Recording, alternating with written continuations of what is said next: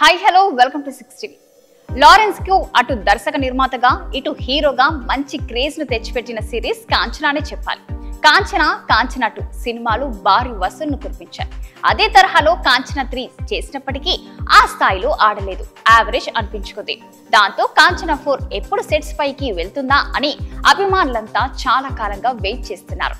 ఈ నేపథ్యంలోనే లారెన్స్ చంద్రముఖి 2 చేశారు. భారీ అంచనాల మధ్య వచ్చిన ఈ సినిమా ఆశించిన స్థాయి రెస్పాన్స్ ను రాబట్టుకోలేకపోయింది. ఆ సినిమాతో నిరాశపడిన అభిమానులను హోరెత్తిస్తూ కాంచన 4 తో సెట్స్ పైకి వెళ్తున్నట్టుగా లారెన్స్ ఇటీవల ప్రకటించాడు. దాంతో ఈ సినిమాలో కథనాయికగా ఎవరిని తీసుకోనున్నారనేది ఆసక్తికరంగా మారింది. ఈ క్రమంలో మృణాల్ ఠాగూర్ పేరు తెరపైకి వచ్చింది. ఈ సినిమా కోసం ఆమెను సంప్రదిస్తున్నారని అంటున్నారు.